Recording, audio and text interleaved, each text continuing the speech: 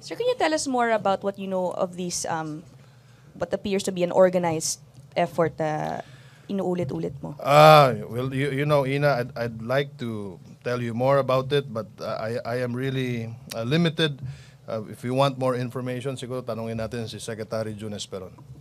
Last, po. sir, sabi Thank niyo you ang dami niyo nakausap about the Yeah, po. Sige People Power anniversary. Did you ever talk to the President about it, and did you try to convince him to attend the activity, and anong explanation niya why it would seem na mukhang hindi po siya pa Thank you confirm? for asking that question, Ina. Ang kausap ko po dito ay diretso si Executive Secretary Bingbong Medialdea at si Senior Deputy Executive Secretary Ibarra. And our task here sa PCOO was to help organize this.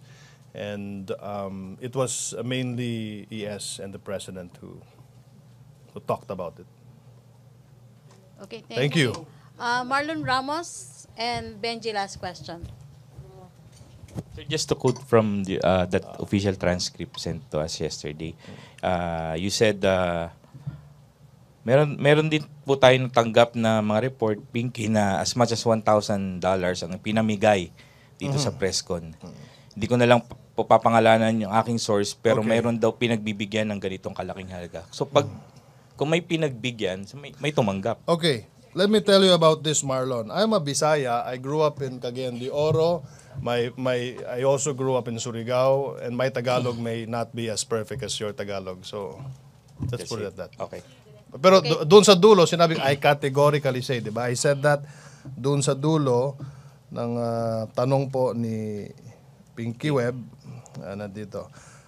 I said, I cannot categorically say na galing kay Senador Trillanes, basta ang sabi lang po ng aking source dyan sa Senado na mayroong pera na ganoon na umiikot, pero I would also like to categorically say na hindi naman sinabi kung tinanggap yung pera na yan. So, para po dun sa mga Yes. binubusisi yung aking Tagalog, pasensya na po at ako ay Bisaya, hindi po ako magaling sa mas magaling ako magbisaya kaysa magtagalog. Okay, sir. Sir, pero before you mentioned that during the interview, did you make any validation on the information given to you, or I was also a pinaniwalaan reporter niyo na like po? you, Marlon, and the same way that you validate your So stories, validated. I also validate mine. Thank you. Thank you, Sir, Marlon. natanong niyo po, sir, bakit I'm sorry? Ang sinasabi ko lang po ay yung intelligence report na natanggap ko. Yun lang po sinasabi ko. Now, of course, I have to... Sir, during your validation, Secretary, did you ask bakit dollars pa yung denomination? But Hindi ko po tinanong. As a reporter, di ba, parang Oh, ikaw rin ba? It's unusual for... Hindi ko po tinanong yon. Hindi ko po tinanong. Well, siguro, I don't know kung bakit dolyar. Hindi ko alam. And for each reporter, hindi para buo Hindi ko sinabi na each reporter. Ang sinabi po sa intelligence report sa akin ay $1,000 ang umiikot.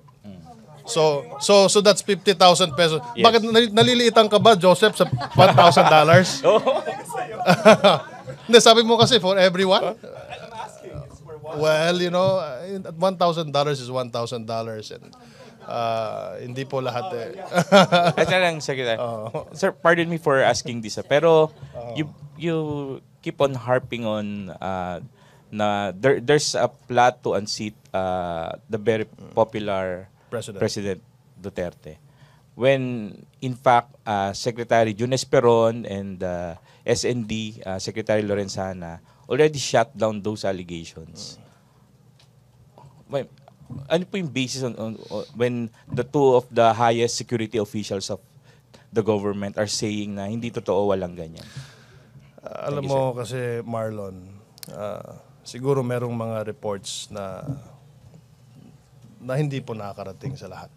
So, merong mga intelligence reports na no, well, you know, it's classified. I mean, they're classified reports, di ba? Meron din mga hindi kina-classify na report. May mga ganun eh. At Hindi, wag mo kaming pagsabungin, Marlon. Wag mo sabihin because again, you will write something and you say, No, sir. ito sabi ni Andanar. Walang ganon. Basta kami, meron kami sa cabinet, meron kaming information na natatanggap na sinasabi din namin because we're open, we're very transparent. Kaya sir, hindi ko kayo pinagsasabong sir. I'm just asking for That's- clarification. yun ang parang lumalabas, Marlon eh. But, sa perception niyo, sir? Walang ganyanan. Wala, hindi naman po. Walang Hindi ganun. ganyan. Okay, thank you, Galing din Mark. kayo sa media, alam niyo rin po yun. Alam That's ko why naman I'm yun. asking your clarification. Let me ask you, are you fair to everything that you write? Yes. How about your post Yes. on social media? That's my personal. Oh, exactly. But as a kayo rin, reporter, you are an ambassador of your newspaper. Okay, thank you, Marlon. Okay, Benji okay. Liwanag. Okay, on the classification of the intelligence report, can you give us the classification? Is it an A1 information? Is it a military? Kasi anong pinag-uusapan natin dito is the stabilization. Benji, I would like to. I'll ask the president if I can give you the classification of it, or some more information to what I know. Kasi parang is there a need for concern na with this? Kasi sinasabi nyo na nilalat-halat. Well, hindi naman. Kasi ang sabi nga ng ating Pangulo na, in fact, yesterday we had a long meeting with the U.S.-Philippine Society. And we also had a long meeting with the NEDA. And wala naman. At ang ating Pangulo ay tumatawa lang at sabi niya sa amin, bahala na si Secretary Salpanelo. Thank you very much, sir. Okay, thank you, Presidential Communications Secretary Martin Andanar. Are you still willing to answer Thank you. Ina's question? Thank you. Ina's question. Thank you. Sir, hindi ko kayo pinagsasabong, but I do see Okay. logic in Marlon's question. Did you say yung response mo sa kanya that you're getting intel reports that the two highest security officials are not getting? Is that what you're saying? That's why hindi nila alam yung sinasabi mo? I'm not saying that. I'm not saying that. Sorry. I'm not saying that. So, ano po yung sinabi niyo? I would rather the intelligence report that I have. Kung gusto nyong malaman yon, I will have to ask for their permission. Okay, thank you, Ina. Secretary, thank you, Presidential Communications. Sabi sabihin, sir, yung information na alam mo, Yeah. hindi alam ni DND and SND, ni SNNSA? As I said, I will have to ask them if I can. Hindi, sir. If I can give you. Kung alam ba rin ni NSA and SND yung information yun ng destabilization?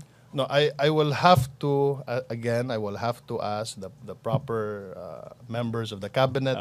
Merong hawak na mga intelligence reports. If I can release such details, kasi alam naman natin na, of course, intelligence yan. Of course. Oo. Sir, so ibig sabihin, yung destab information na yan, is that the reason why you're keeping it low-key, tapos pinasok nyo pa sa Caguinaldo? Does it have anything to do with it? No, hindi naman yung traffic po. Traffic. Okay, thank you, Traffic. Presidential Communications Secretary I Martin think, Andanar. I Okay, think Henry Henry Uri. has another question. Henry? Yeah. Kasi ito yung Two questions. pangalawang ano. Senator De Lima, I think 2 hours ago, has a press conference, and she said, to that effect, parang nananawagan siyang mag people power against President Duterte. Was that the plan of your yung disclosure mo ng intelligence report? Basta yung sa akin lang dito, kung sino man yung gustong manawagan, everybody has the right to express themselves in public and they can do whatever they want. At the same time, ang ating bansa ay demokrasya. Pinapayagan po ni Pangulong Digong na mag-rally ang ating mga magprotesta kahit sa angkale. Basta wag lang maabala ang ating mga kasamahan. And she keeps on asking, she keeps on saying walang moral ascendancy ang Duterte administration, especially the president. Do you think she has the moral ascendancy? I don't want to comment on that. Sorry. Okay. Attorney Guibarra, can we have your 1 minute answer, please? 1 minute lang. Yun nung sinabi ni Senator De Lima, hindi ba inciting to sedition yun? Pardon me, but what did she actually say? Yung siya ho nananawagan for yung mga naniniwala sa kanila and galit sa administration No, to go there's to EDSA. nothing criminal about that. If it's inciting to rise up in arms against the government, then I guess that's the one that should be of concern. But otherwise, if it's just a call to everyone to gather together to express their sentiment and so forth and so on, that's actually freedom of expression and assembly. Okay, thank you. Thank you. Okay. Thank you, Deputy Executive Secretary Maynard Guevara. Thank you, Presidential Communications Secretary Martin Andanar. Thank you, Presidential Spokesperson Ernesto Abella. Thank you, Ma'am Cecil Alvarez. Thank you, Malacanang Press Corps. Back to our main studio sa Radyo ng Bayan and PTB4.